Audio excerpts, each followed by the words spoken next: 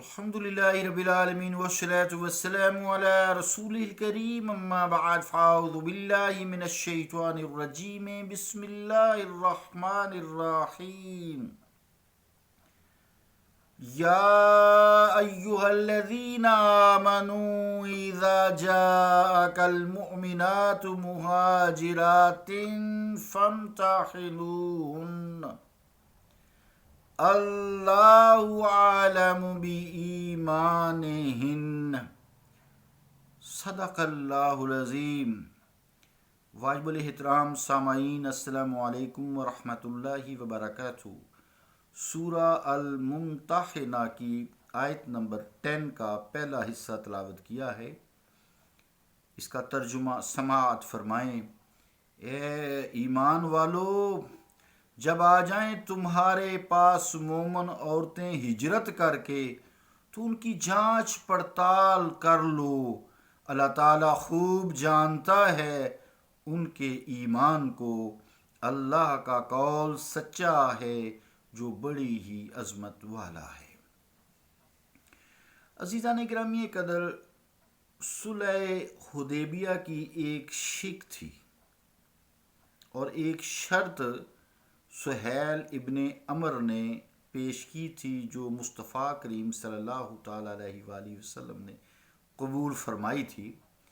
وہ یوں تھی کہ اگر کفار کا کوئی آدمی مکہ سے مدینہ آ جائے تو اسے مسلمان واپس کر دیں گے، اور اگر مدینہ طیبہ سے مسلمانوں کا کوئی آدمی مکہ چلا جائے تو کفار اس کو نہ واپس کریں۔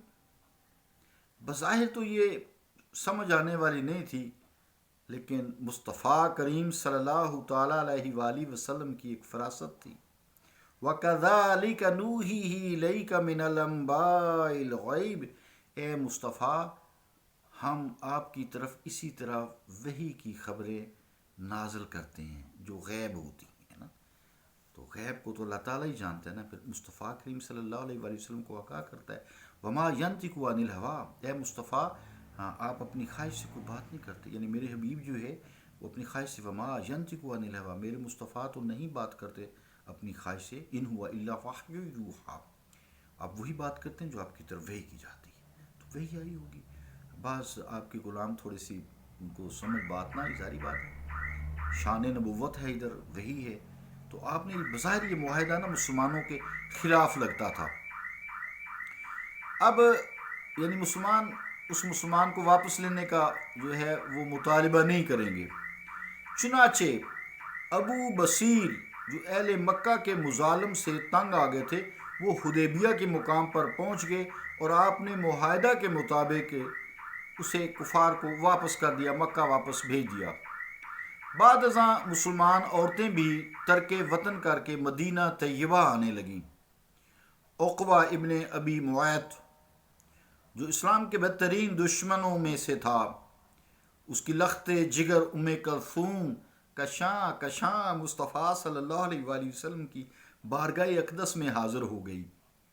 اس کے علاوہ سبیعہ بنت الحارث اور امیمہ بنت بشر، وہ بھی اپنی ازدواجی بندروں کو توڑ کر، ایمان کو سینے میں زیور بنا کر، دل میں سجا کر مصطفیٰ کریم صلی اللہ تعالیٰ علیہ وآلہ وسلم کے پاس حاضر ہو گئیں، اور پھر یہ سلسلہ مدینہ شریف آنے کا چل نکلا۔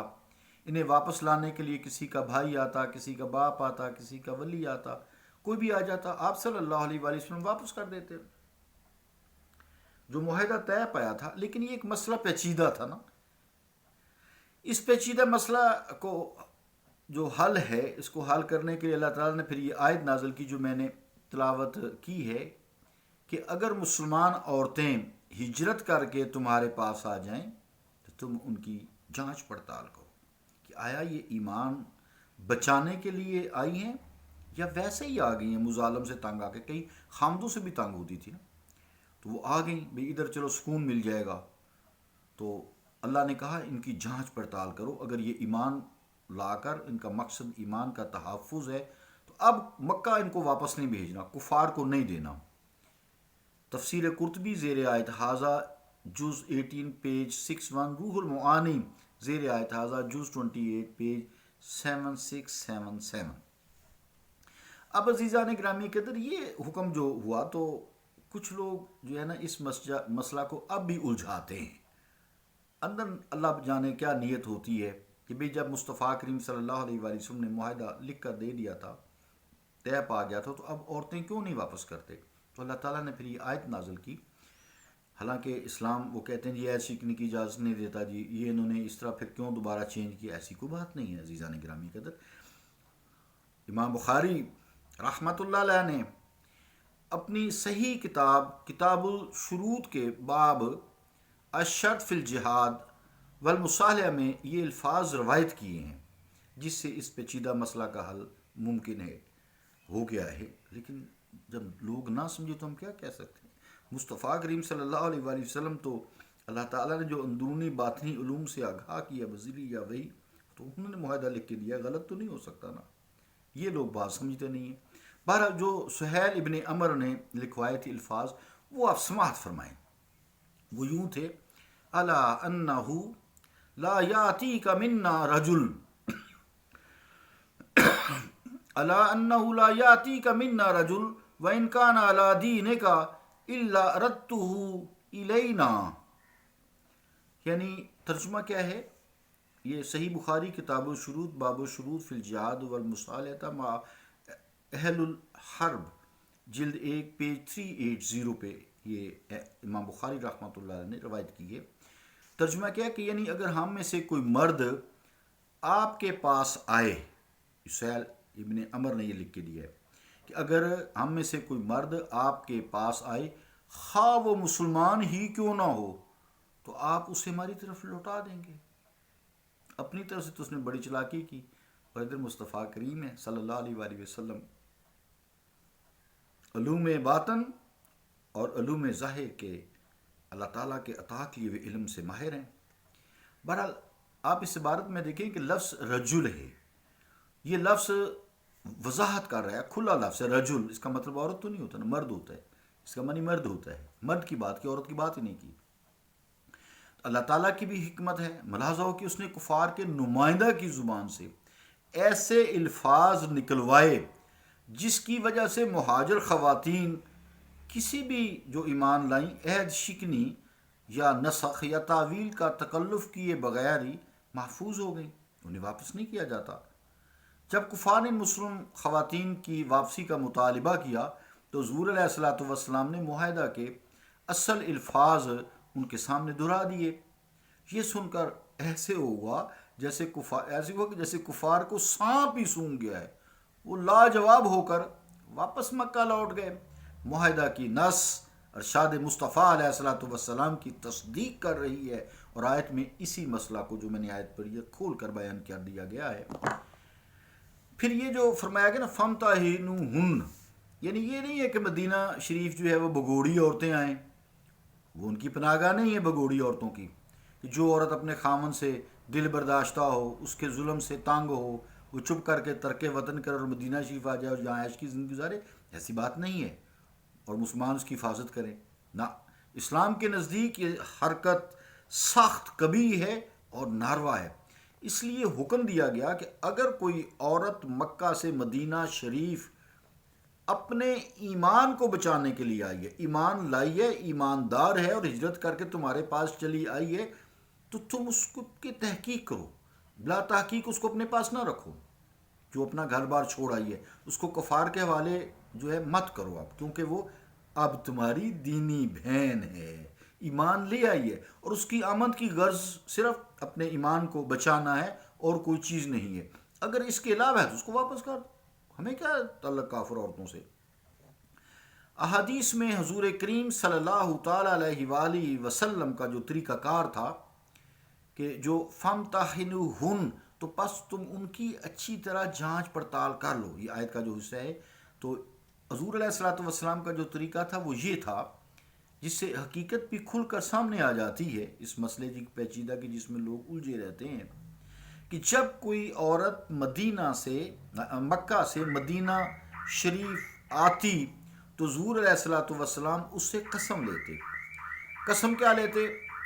باللہ الذی لا الہ الا ہو ما خرجت عن بعد زوجی. روح البیان زیر آیت ہاضہ پیج 9 پیج 482 جلد 9 جلد نمبر 9. قسم لیتے کیا؟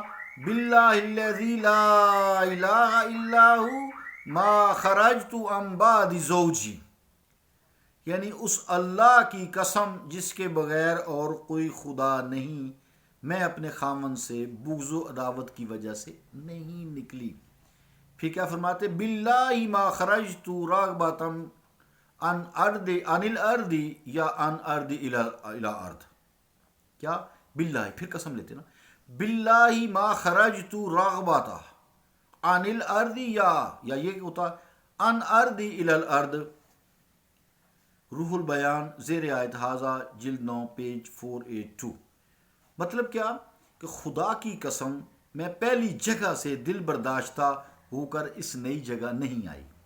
پھر آپ فرماتے بھی، وہ کہتی پھر کہ کہو باللہ ما خرجت التماس الدنیا، کہ خدا کی قسم میں دنیا کی طلب کے لیے گھر سے نہیں نکلی.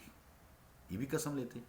پھر ایک اور قسم لیتے، باللہ ما خرجت الا حب للہ، باللہ ما خرجت الا حب للہ ورسولہ، کہ بخدا میں صرف اللہ اور اس کے رسول کی محبت کے باعث اپنا وطن چھوڑ کے آئی ہوں. عزیزان گرامی قدر، یہ قسم لیتے تو اس کا امتحان ہو جاتا، فامتحنوہن ہو جاتا. تو پھر اللہ نے کریمی آخر میں پھر فرمایا نا آیت کسی سے میں، اللہ عالم بایمانہم، اللہ تعالیٰ ان کی ایمان کو جانتا ہے. مصطفیٰ کریم صلی اللہ علیہ وسلم آپ نے ٹھیک کام کر رہے ہیں. تو اس طرح اس کو روک لیا جاتا، واپس مکہ نہ بھیجا جاتا.